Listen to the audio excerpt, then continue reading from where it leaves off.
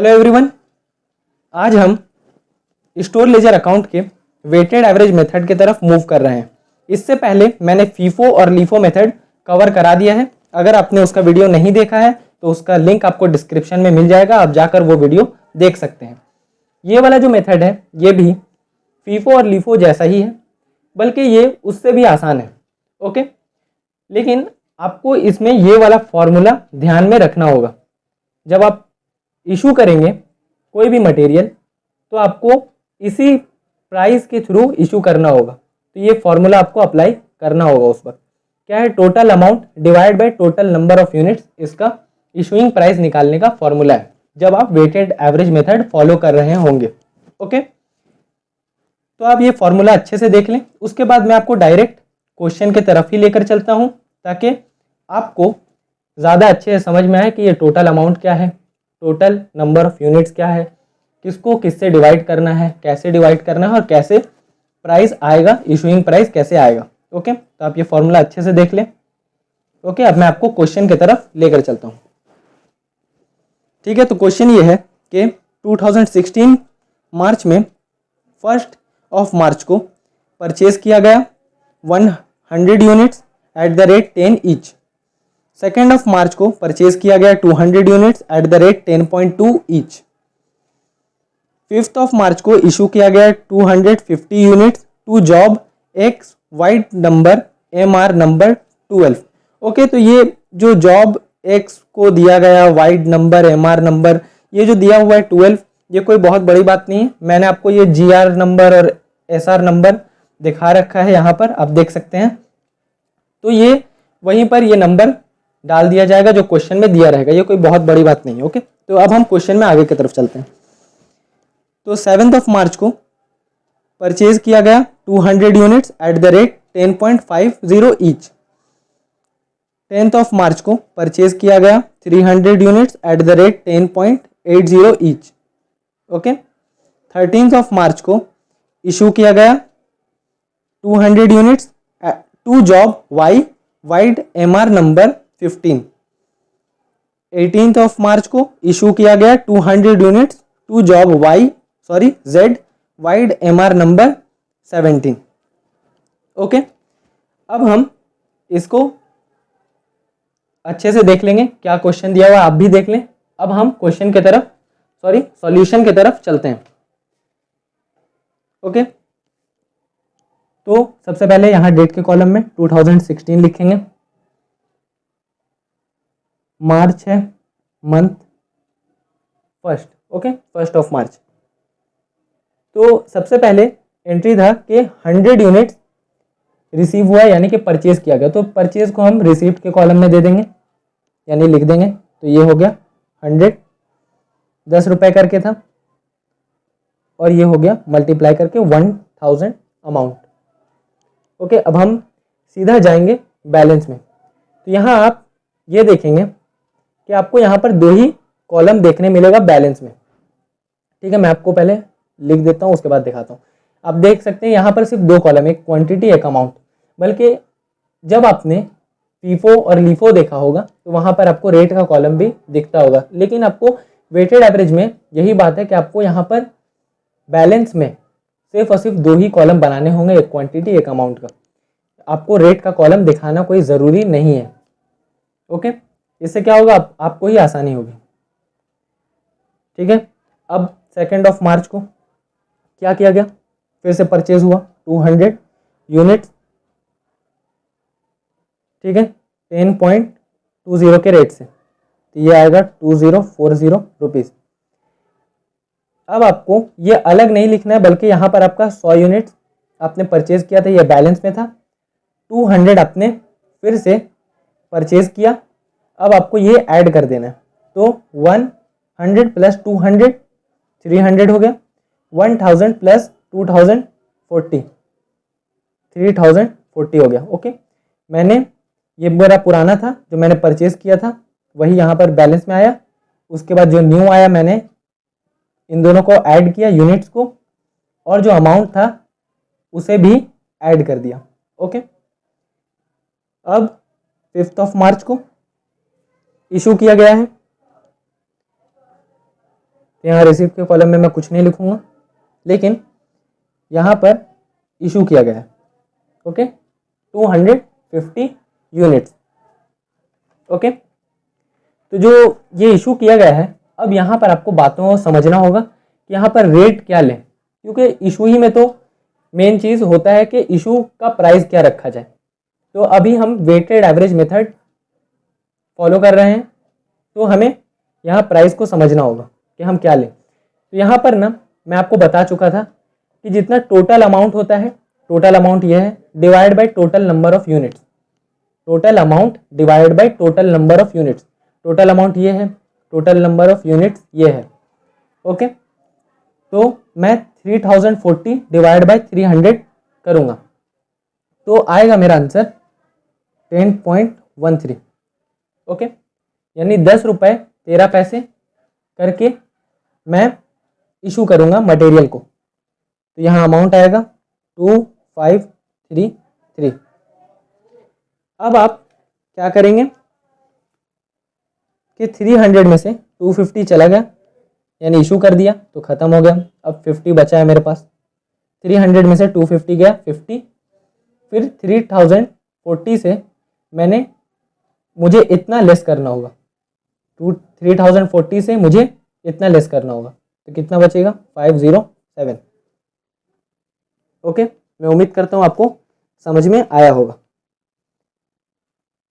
अब हम 7 मार्च का देखेंगे। यहाँ पर परचेज किया गया है 200 यूनिट्स 10.50 के रेट से। यहाँ अमाउंट हो गया 2100। यहाँ पर कुछ भी नहीं रहेगा। अब यहाँ पर 50 यूनिट बचा हुआ था और 200 अभी आपने परचेज कर लिया, तो यहाँ होगा 250। और अमाउंट जो है उसे आप ऐड कर देंगे इसे और इसे। किसे किसे? इन दोनों को। ये जो पुराना था और ये जो अभी आपने परचेज किया उसका अमाउंट है, उन दोनों को ऐड करेंगे तो यहाँ आएगा 2607। ओके, अब आप आगे मूव करेंगे तो यहाँ पर 10 मार्च को क्या बताया गया है कि यहाँ पर परचेज किया जा रहा है फिर से 300 यूनिट्स। इसका रेट क्या है 10.8। यहाँ अमाउंट आएगा मल्टीप्लाई करके 3240। ठीक है, फिर हम इशू यहाँ पर नहीं है तो मैं ऐसे छोड़ दूंगा। अब आपको ये और ये ऐड करना होगा। ये मेरा पुराना था और ये मेरा अभी न्यू मैंने परचेज किया, तो इन दोनों को आप ऐड करेंगे तो यहाँ आएगा 550। फिर इसी तरीके से आप अमाउंट को भी ऐड करेंगे।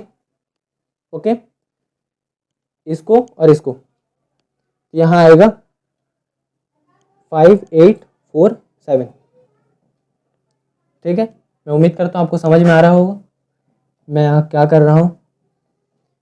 फिर इसी तरीके से 13 मार्च को यहाँ पर इशू किया गया, तो आपको फिर बातों को ध्यान में रखना होगा। यहाँ पर परचेज नहीं किया गया तो मैं ऐसे छोड़ दूंगा, यानी कि यहाँ पर मैं ऐसे छोड़ दूंगा, बल्कि अब मैं आगे चलूँगा तो 200 यूनिट्स इशू किया गया। तो जब 200 यूनिट्स इशू हो रहा है तो मैं यहाँ पर रेट कैसे निकालूंगा? टोटल अमाउंट दिया हुआ है, टोटल नंबर ऑफ यूनिट्स भी यहाँ दिया हुआ है, बस मैं इसे डिवाइड करूँगा। तो मैं आपको करके भी दिखा देता हूँ। 5847 डिवाइड बाई 550, ये आपका रेट आ गया 10.63। ओके, मैं यहाँ के पॉइंट्स के बाद इतने सारे डिजिट नहीं लूँगा, बल्कि मैं 10.63 लूँगा। ओके, तो यहाँ पर हम लेंगे 10.63, यहाँ पर रेट लेंगे। यहाँ पर अमाउंट आएगा 2126। अब यहाँ पर इशू हुआ है तो मैं इस यूनिट को इशू वाले यूनिट से लेस कर दूंगा। तो जब 550 यानी कि 550 यूनिट्स में से जब 200 जाता है तो कितना बचेगा 350। ओके, और अमाउंट का मैं बता चुका हूँ कि आपको 5847 माइनस 2126 करना होगा। ओके, 5847 माइनस 2126, तो आपका रिजल्ट आता है 3721। ओके, अब जो है ये लास्ट एंट्री है 18 मार्च की, तो यहाँ पर भी इशू किया गया है, तो यहाँ पर 200 यूनिट्स फिर से इशू किए गए। अब आप क्या लेंगे अमाउंट, फिर से वही ये वाले अमाउंट को आप इससे डिवाइड करेंगे। तो मैं फिर से करके आपको दिखाता हूँ, 3721 डिवाइड बाई 350, तो फिर से वही रेट आ रहा है 10.63। फिर से हम वही लेंगे 10.63, फिर इसे हम 200 से मल्टीप्लाई करेंगे तो यही आएगा 2126। अब हम इसे, अब ये जो यूनिट्स बचा था इसमें से 200 लेस कर देंगे क्योंकि इशू हुआ है, तो यहाँ बचेगा 150 यूनिट्स, और अमाउंट भी हम इसी तरीके से निकाल लेंगे 2126 इसमें से माइनस करेंगे, तो यहाँ अमाउंट बचता है 1595। ओके, बस यही मेरा वेटेड एवरेज मेथड है। लेकिन आपने जब जब यहाँ पर मटेरियल को इशू किया तो आपको ये वर्किंग में दिखाना होगा कि ये रेट आया कहाँ से, ये वर्किंग में आपको दिखाना होगा कि ये रेट आया कहाँ से, ये वाला रेट, ये वाला रेट और ये वाला रेट। ओके, तो ये कोई बहुत बड़ी बात नहीं, मैं आपको दिखा देता हूँ कैसे आपको एग्जाम्स में लिखना है। मैं इसे ही यूज़ करता हूँ और इसमें ही दिखा देता हूँ।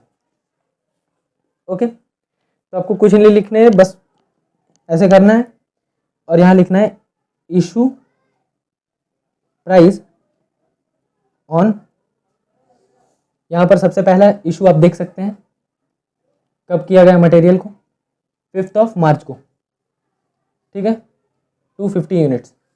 इशू प्राइस ऑन 5 मार्च, ठीक है। तो मैं बोला था total amount divide by total number of units, तो 3040 डिवाइड बाय 300, तो यही आया 10.13। ओके, इसी तरीके से इशू प्राइस ऑन फिर से इशू किया गया कब, 13 मार्च को, 200 यूनिट्स, तो इसी तरीके से 13 मार्च। अब यहाँ पर आपको देखना होगा, ये है 5847 डिवाइड बाई 550 यूनिट्स,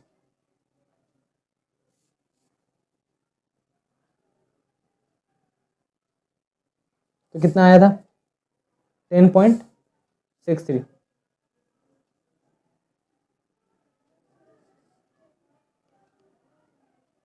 इसी तरीके से 18 मार्च को भी किया गया,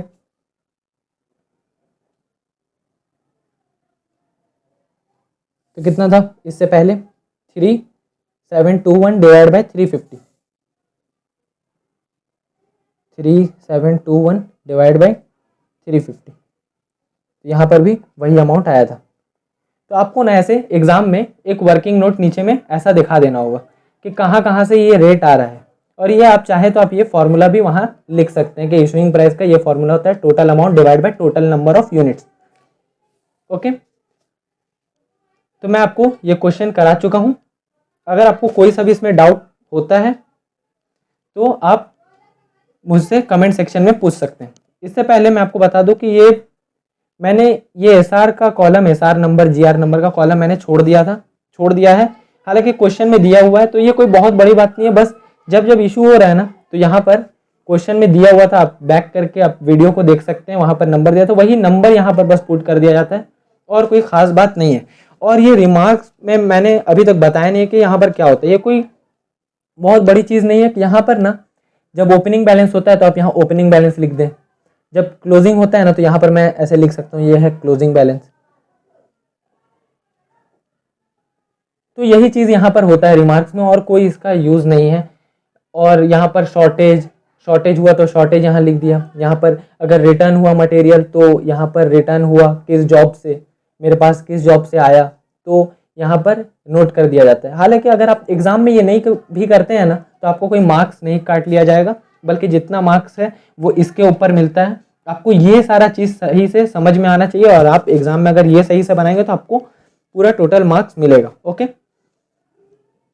ओके, तो आज मैं इस वीडियो को यहीं पर ख़त्म करता हूँ। Thank you.